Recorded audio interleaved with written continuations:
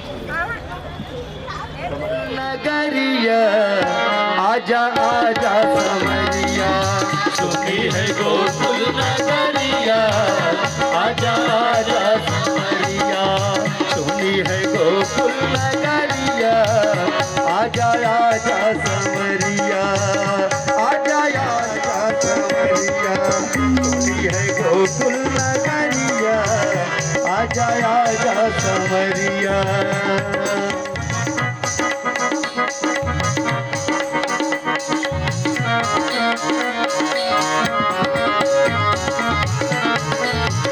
वृंदावन बिहारी लाल की,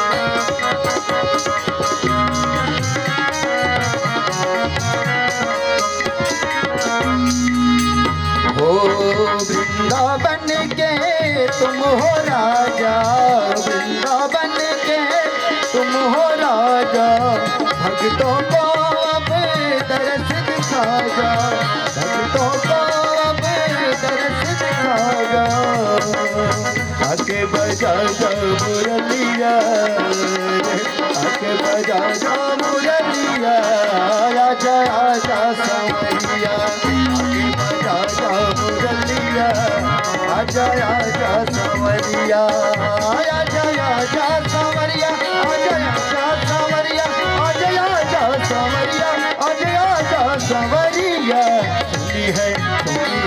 सुनी है गोकुल नगरिया आजा आजा समरिया, सुनी है गोकुल नगरिया आजा आजा समरिया।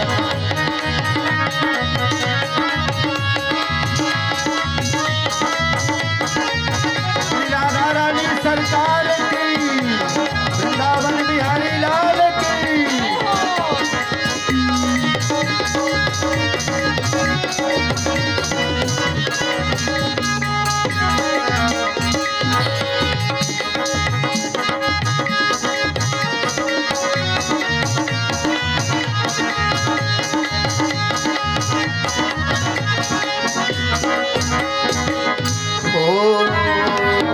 ऐसी प्रीति लगी मनमोहन, ऐसी प्रीति लगी मनमोहन, तेरे बिन सखी हो गई जोगन, तेरे बिन सखी हो गई जोगन, ओ ऐसी प्रीति लगी मनमोहन, तेरे बिन सखी हो गई जोगन, नगर और नगरिया, नगर और नगरिया आजा आजा समरिया, नगरिया आजा आजा समरिया, आजा आजा समरिया, आजा आजा समरिया, आजा आजा समरिया, आजा आजा समरिया, सुनी है गोकुल नगरिया आजा आजा समरिया।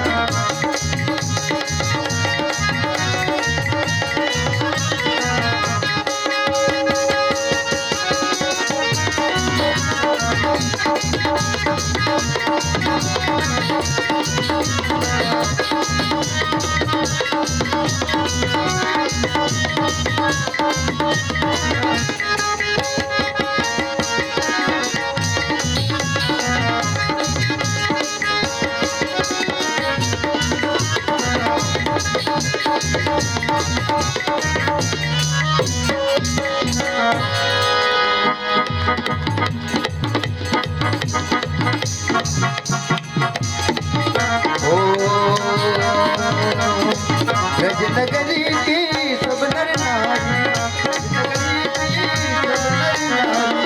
ब्रजनगरी की सब नर नारी, ब्रजनगरी की सब नर नारी, ब्रजनगरी की सब नर नारी, देखे सावरिया बट तिहारी, देखे सावरिया बट तिहारी, गुजरिया आजा आजा समरिया, ओ आजा आजा समरिया, आजा आजा समरिया, आजा आजा समरिया,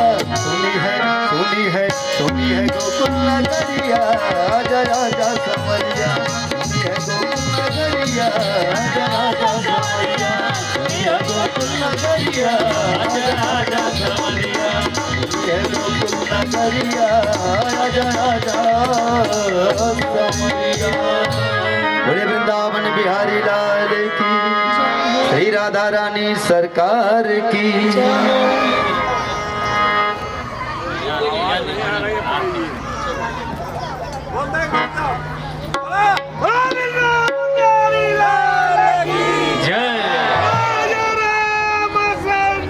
जय हो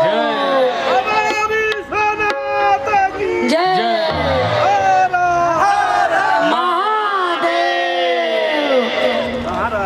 आज हमने यहाँ तक श्रवण किया है। तत्पश्चात हम कल सुनेंगे कि भगवान ने फिर गोवर्धन जी का कैसे इलाज किया, जो भी करनी पड़ेगी आप सभी को।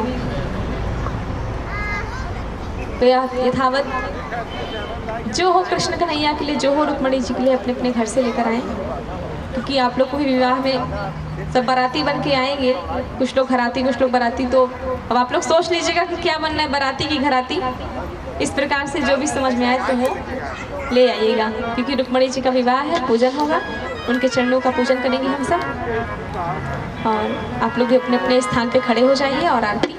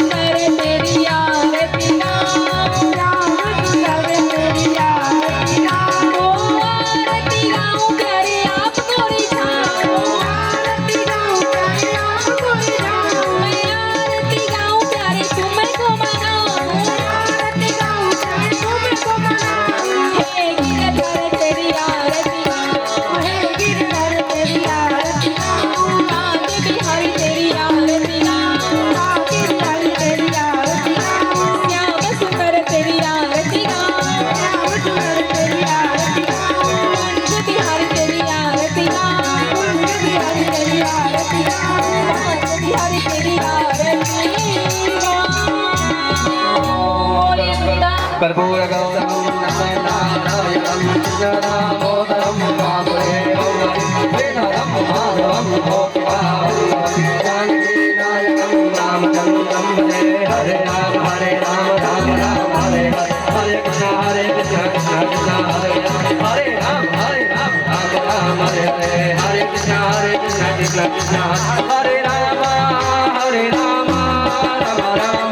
हरे हरे हरे कृष्ण कृष्ण कृष्ण हरे हरे घट घट बंसी वाले गोकुल के राजा तेरी अखियाँ तरस रहे अब तो आजा घट घट बंसी वाले गोकुल के राजा मेरी अखियाँ तरस रही अब तो आजा तरस रही नैना तरस रही नैना आजा नंदलाल तरस रही नैना तरस रही नैना तरस रही नैना आजा नंदलाल तरस रही नैना तरस रही नैना तरस रही नैना आजा नंदलाल तरस रही नैना।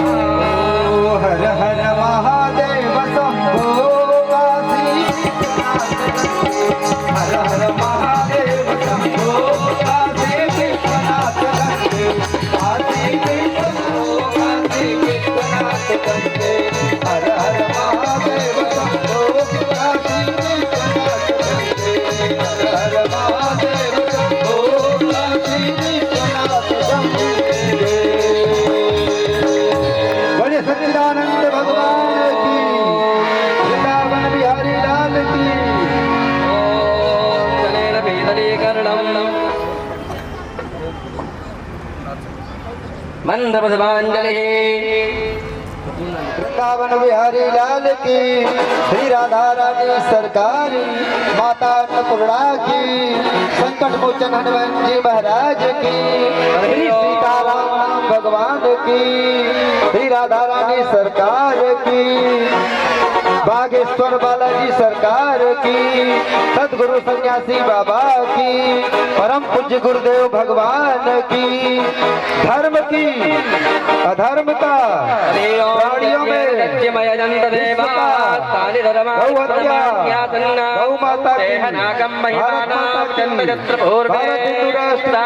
सवे कामान काम कामाय मह्यम कामेश्वरो वै श्रवणो दधातु कुबेराय वै श्रवणाय महाराजाय नमः। ओम सेवन्तिका बकुल चंपक पाटलाब्धे पुण्य गजाजनीभीतं पूजयामि जगदीश्वरमे। ओम जय देवतानि प्रजारन्दिर्गाहतानि गङ्गडः देवकाकुन्दप्रयो जने पदन्मानिलन्मदेन वैतरवैतार्थाय जगदार्थारहेतवे साष्टाङ्गोऽयं प्रणामस्ते प्रयत्नेन मया कृता कृतं दुःखं कथं पापं कथं दारिद्र्यमेव च आगदादुगतं भक्तिर्पुण्यहं तव दर्शने हे जानामि न त्वां विना जानामि न त्वां विना ओम गोपालाय प्रथमकोटि नमस्कारान् समर्पयामि।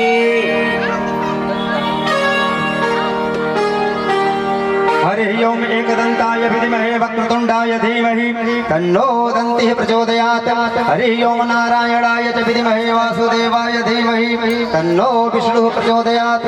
हरि ओम कात्यायनी च विद्महे कन्याकुमारी च धीमहि तन्नो देवी प्रचोदयात्।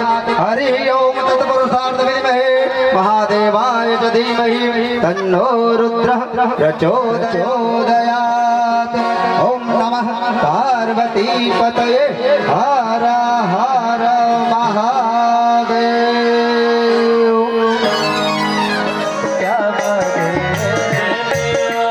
श्याम प्रभु तो धन और दौलत क्या मांगे, श्याम प्रभु से मांगे तो नाम और इज्जत क्या मांगे। श्याम प्रभु से मांगे तो नाम और इज्जत। मेरे जीवन में अब कर दे, मेरे जीवन में अब कर दे तो कृपा की बरसात देना हो तो दीजिए जन्म जन्म का साथ देना हो।